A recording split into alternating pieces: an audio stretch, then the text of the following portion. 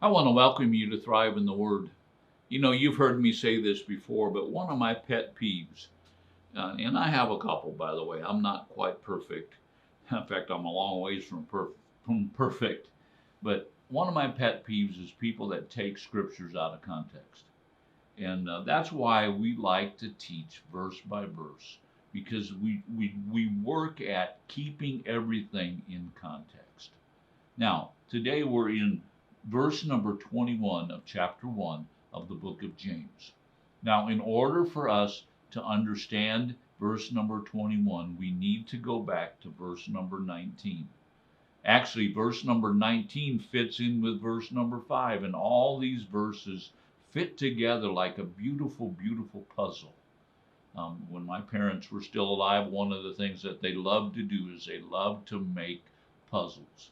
And I would walk in their kitchen sometimes, and here would be this puzzle laid out, almost covering the whole table.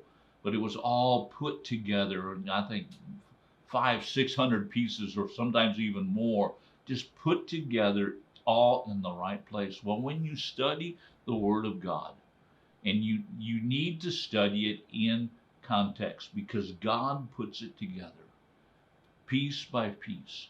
And really, what God's talking about is asking God for wisdom.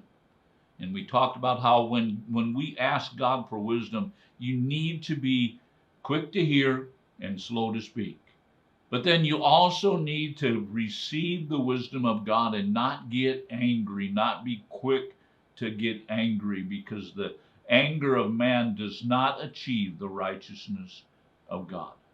And then verse number 21 now for today, it starts out and it says, therefore. Now, you've probably heard this adage that anytime that you see the word therefore, you need to go back and see what it's there for.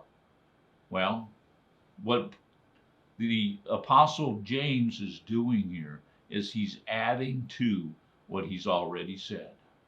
And what did he already say? He said, when you ask God for wisdom, you need to be quick to hear, slow to speak, and slow to anger. Therefore, and now this is the next step, therefore, putting aside all filthiness and all that remains of wickedness, in humility receive the word implanted, which is able to save your souls. Therefore, in other words, the next step. In other words, after you've received the wisdom of God, after God has spoken to you from His Word, what we talked about in verse number 18, after God has given you His Word, after God has spoken to you and given you wisdom, now this is the next step. You need to make sure that you're laying aside, putting aside all filthiness. Now, it's not complicated. You know, one of the things that we've seen is people have complicated things. You know, there's books on how to have great faith, and there's books on how to pray, and there's books on and you know what? A lot of that stuff, to be real honest with you, it just complicates something that God intended to be very simple. And here he said, just put it aside. Just set it aside.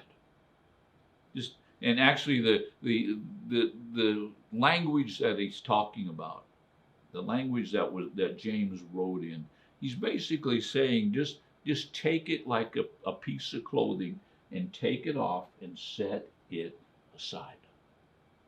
You know, there's probably people that have done series on 20 steps on setting aside filthiness. You know what? It is not that complicated.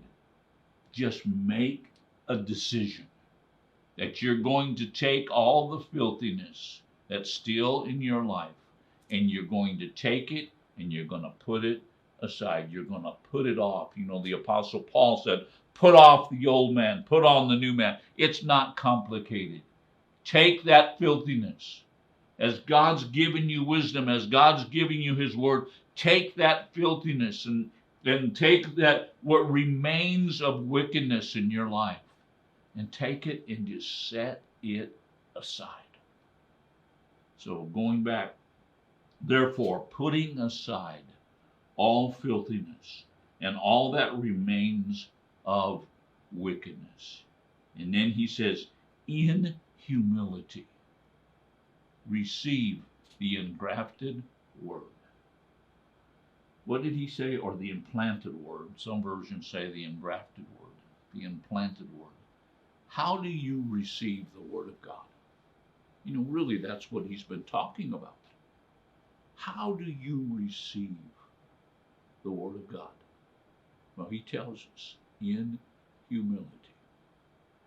What is humility? Is humility walking around saying, oh, I'm just a worm?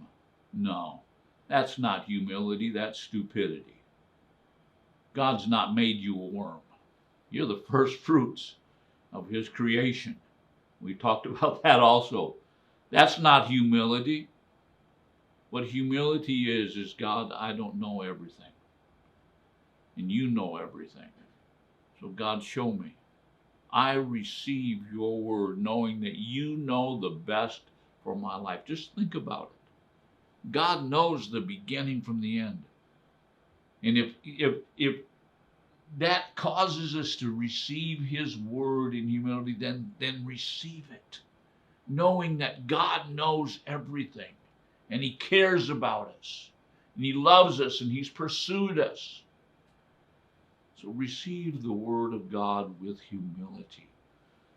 And it says again, in humility receive the word implanted, not just superficial, not just something that's here one minute and gone the next, but it's something that is absolutely implanted into your soul.